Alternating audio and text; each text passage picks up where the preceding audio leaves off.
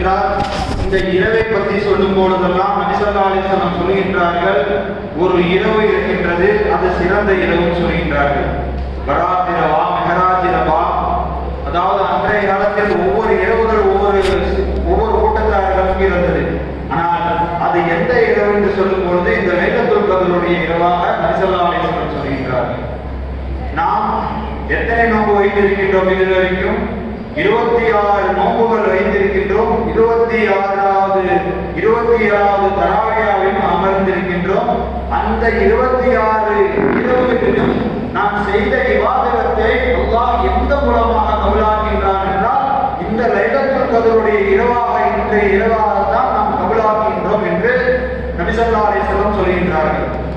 ஆயிஷா நாயகி கேட்கிறார்கள், யா ரசூலுல்லாஹ், இரவு என்று சொல்கின்றீர்களே, அது எந்த இரவு? நடு இரவா, இல்லை அதாவது சுபுவுடைய இரவா, இல்லை அந்த சூரியன் மறைந்த பிறகு வரக்கூடிய இரவா என்று சேர்க்கும் பொழுது நபி ஸல்லல்லாஹு அலைஹி வஸல்லம் அந்த இரவை பற்றி சொல்லவில்லை.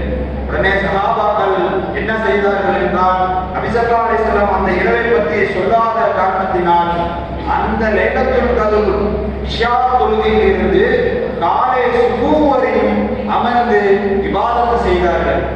நாம் 30 நாட்கள் உட்கார்ந்து இரவு செய்வதற்கு யோசிக்கின்றோம், ஒரு வருடம் உட்கார்ந்து செய்வதற்கு யோசிக்கின்றோம். ஆனால் சஹாபாக்கள் 30 அந்த நபி ஸல்லல்லாஹு அலைஹி வஸல்லத்தின் கையை பிடித்து இஸ்லாத்தை ஏற்றுக்கொண்டு ரமலானை அடைந்தது எல்லா இரவுகளையும் அவர்கள் இபாதத் செய்தார்கள். ஆனால் இன்றைய காலகட்டத்தில் நமக்கு சொல்லப்பட்டது இன்றைய இரவு அதாவது லைலத்துல் இரவாக இருக்கின்றது. எப்பொழுது?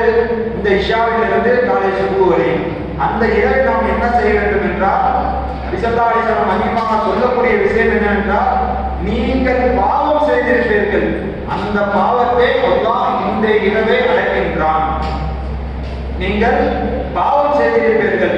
நபி ஸல்லல்லாஹு அலைஹி வஸல்லத்திற்கு சஹாபாக்கள் கேட்கின்றார்கள், யா ரசூலுல்லாஹ், பாவம் என்றால் சிறு பாவமா, பெருபாவமா, இல்லை நடுநிலை பாவமா என்று கேட்கின்றார்கள். இதில் நமக்கு என்ன தெரியும்?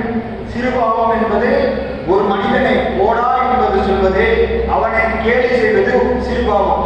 நடுநிலை என்பது பாவம் என்பது அவனை பகைத்துக் கொள்வது, அது பாவம். அவன் ஒரு விரோதி, அவனை பற்றி குறை சொல்வது, குற்றம் கூறுவது, அது பாவம். பெரும்பாவம் என்பது அவன் எனக்கு ஆகாத மனிதன், அவனை நான் உறவில் இருந்து பிரித்து தருகின்றேன் என்பது பெரும்பாவமாயிருக்கிறது. இதிலிருந்து நீங்கள் புரிந்து கொள்ளலாம். அதனால்தான் நபி ஸல்லல்லாஹு அலைஹி வஸல்லத்தை பற்றி சஹாபாக்கள் ஜாபிர் ரலியல்லாஹு அன்ஹு சொல்கின்றார்கள், நான் ரசூலுல்லாஹி ஸல்லல்லாஹு அலைஹி வஸல்லத்தை கண்டேன். எப்படி கண்டேன் என்றால், ஒரு நிலவை பார்த்தேன், நபி ஸல்லல்லாஹு அலைஹி வஸல்லத்துடைய முகத்தை கண்டேன். நான் நிலவை பார்த்தேன், நபி ஸல்லல்லாஹு அலைஹி வஸல்லத்துடைய முகத்தையும் கண்டேன். என்ன வித்தியாசம் என்றால், இரண்டுக்கும் ஒரு வித்தியாசம் தெரியவில்லை. அந்த நிலவு எந்த அளவுக்கு அழகாக இருக்கின்றதோ அதற்கு மேலே நபி ஸல்லல்லாஹு அலைஹி வஸல்லத்துடைய அழகு இருந்தது என்று சொல்கிறார்கள். அப்படி இருக்கும் பொழுது சஹாபாக்கள் சொல்கிறார்கள், நபி ஸல்லல்லாஹு அலைஹி வஸல்லம் லைலத்துடைய இரவு, அந்த இரவு மிக அழகான இரவாக இருக்கின்றது. நபி ஸல்லல்லாஹு அலைஹி வஸல்லம் அழகு, அதற்கப்புறம் இந்த இரவு சிறந்த அழகான இரவாக இருக்கின்றது என்றால் நாம் இந்த இரவில் நம்ம என்ன செய்ய வேண்டும்? முழுமையாக சொல்ல போவென்றால் அமல்கள் செய்ய வேண்டும். அன்றைய காலத்தில் இருந்த சஹாபாக்களுக்கு எல்லா போன்ற வசதிகள் இருந்தது. நாம் நினைக்கின்றோம் வசதிகள் என்றால் அவர்களுக்கு குடும்பம், குட்டி, எல்லா தேவைகளும் இருந்தது. ஆனால் அவர்கள் இபாதத்துகளை அதிகமாக இருந்தார்கள்.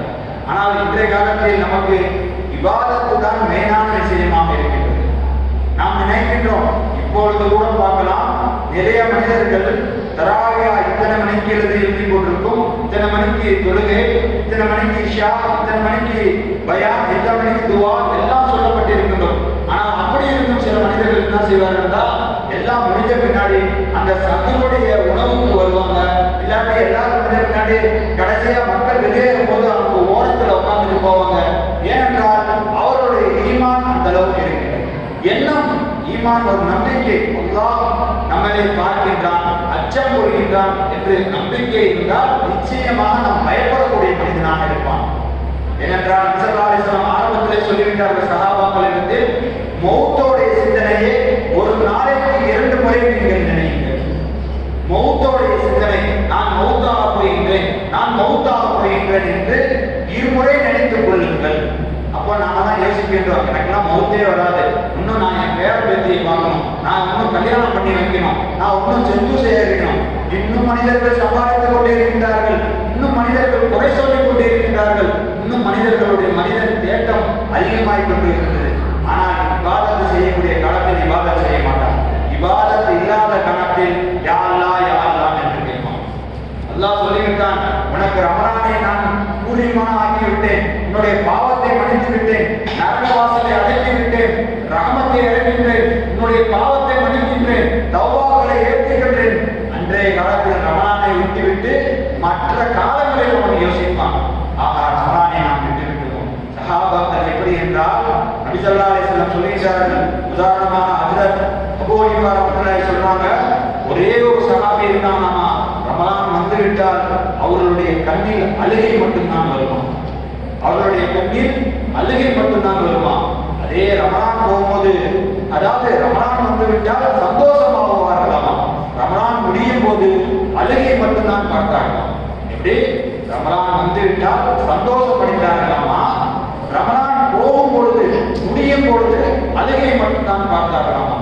அப்பொழுது அவங்க சொல்றாங்க, என்ன காரணம், ஏன் எப்படி என்று கேட்கும் பொழுது, நான் ரமலான் வரும்பொழுது இபாதத்துகள் அதிகமாக செய்தேன், அல்லாஹ்வை அதிகமாக நேசித்தேன், அல்லாஹ்வை பயந்தேன், குர்ஆனை ஓதினேன், தஸ்பீகள் அதிகமாக செய்தேன், துஆக்கள் அதிகமாக கேட்டேன், மற்ற உறவினர்களை சந்தித்து எல்லாம் பேசினேன். ஆனால் இந்த ரமலான் விட்டு போகும்போது அந்த அல்லாஹ்வை மறந்து விடுவேனா, குர்ஆனை மறந்து விடுவேனா, தொழுகையை நிற்பேனா, தஸ்பீ செய்வேனா, என்னுடைய உறவுக்காரர்களை சந்திப்பேனா என்று எனக்கு தெரியவில்லை என்று கேட்கிறார்களாம். இத்தனைக்கு யார் அந்த சஹாபி ரலியல்லாஹு அன்ஹு, அல்லாஹ் அவர்களை பொருந்திக் கொண்டான், அவர்களை அல்லாஹ்வை பொருந்திக் கொண்டான், அதனால் அவர்களுக்கு சொர்க்கம் வாசிக்கப்பட்டது. அந்த சஹாபி யோசிக்கும் பொழுது நாம் யோசிக்க வேண்டும், நம்மளுடைய